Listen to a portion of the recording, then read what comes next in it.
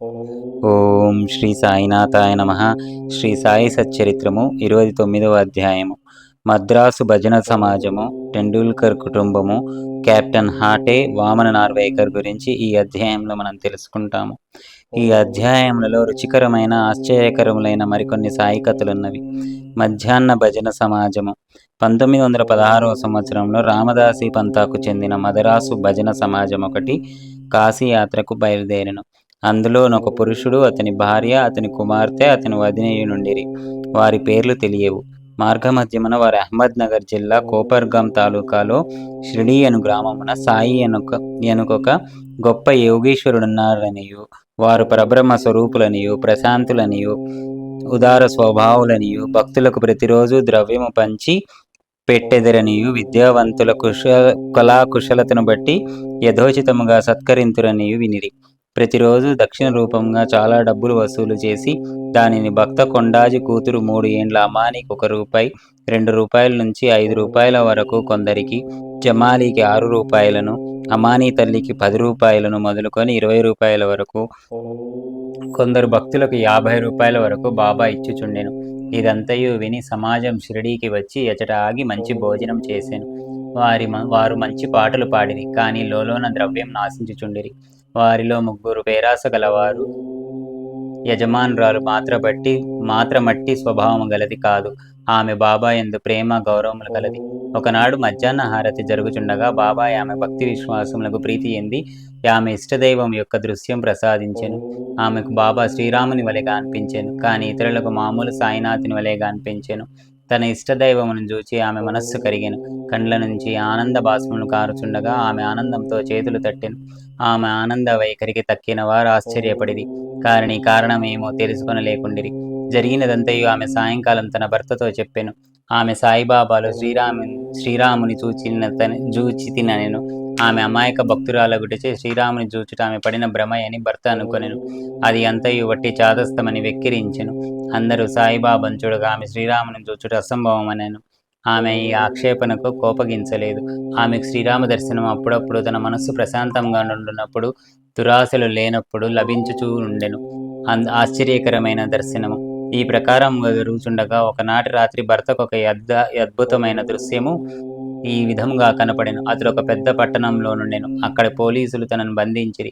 తాడుతో చేతులు కట్టి ఒక పంజరమున బంధించిరి.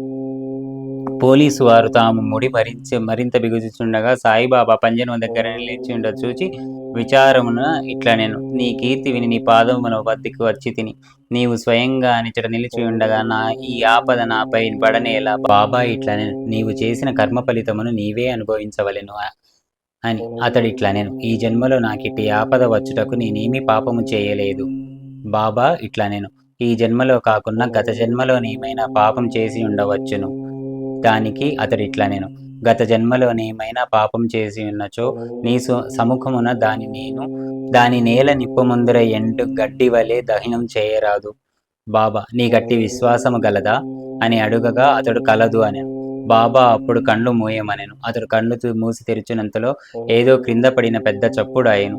పోలీసు వారు రక్తం కారుచూ పడిపోయి ఉండిరి. తాను బంధ విముక్తుడై ఉండెను. అతడు మిక్కిలి భయపడి బాబా వైపు చూచెను. బాబా ఇట్లనెను, ఇప్పుడు నీవు బాగుగా పట్టుబడితివి.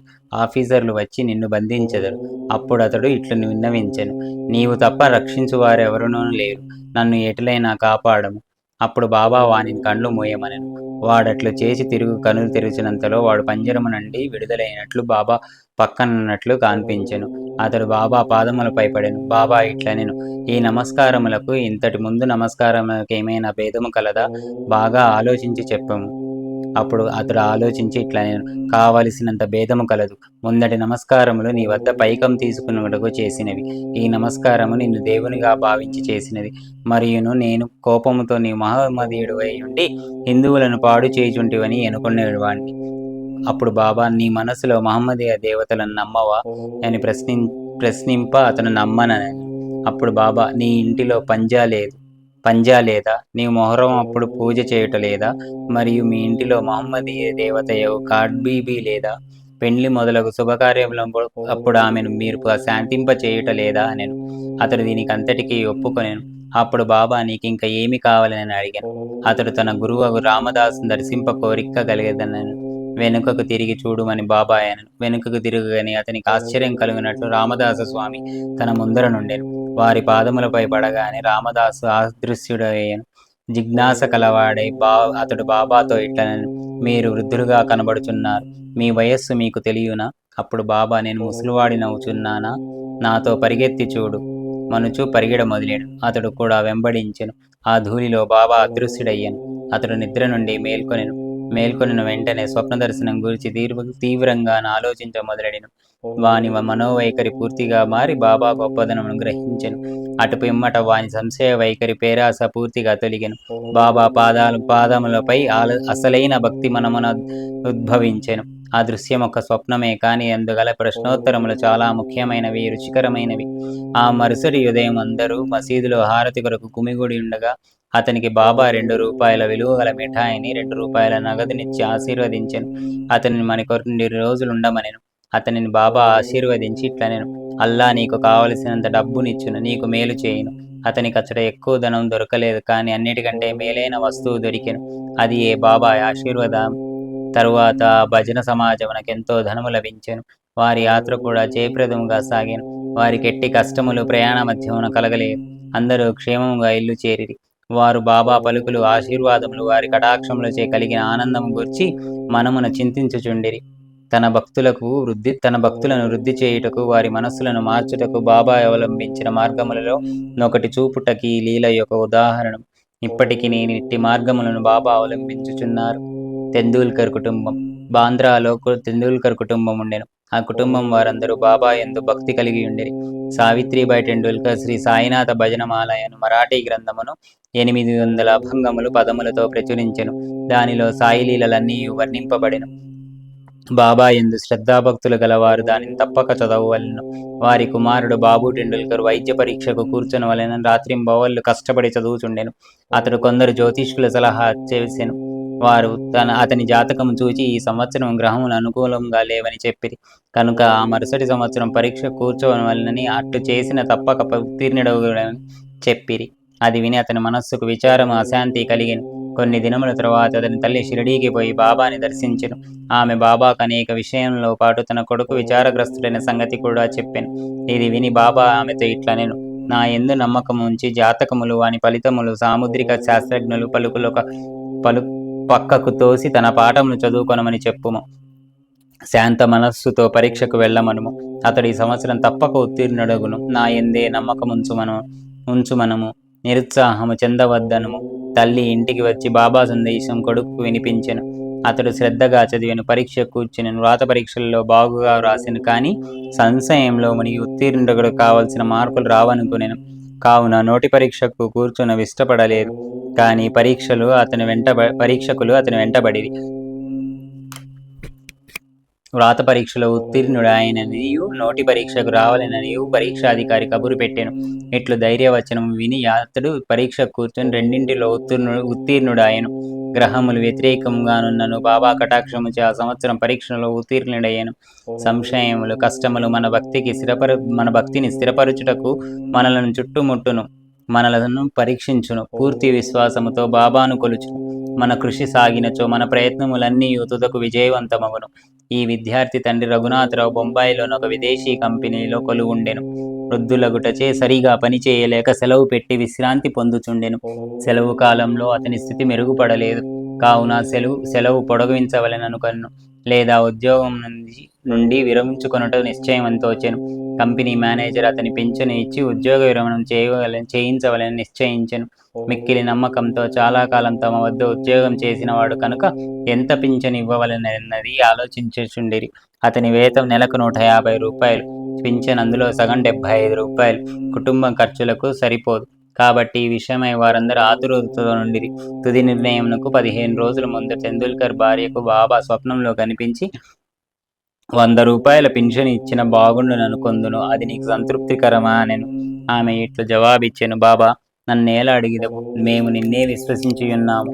బాబా ₹100 అనెను. అతనికి ₹10 అధికముగా అనగా ₹110 పింఛను లభించెను. తన భక్తులపై బాబా ఇట్టి విచిత్రమైన ప్రేమానురాగములు ప్రదర్శించువారు. కెప్టెన్ హాటే. కెప్టెన్ హాటే బికనీరులో ఉండేవాడు. అతడు బాబాకు కూర్చు భక్తుడు.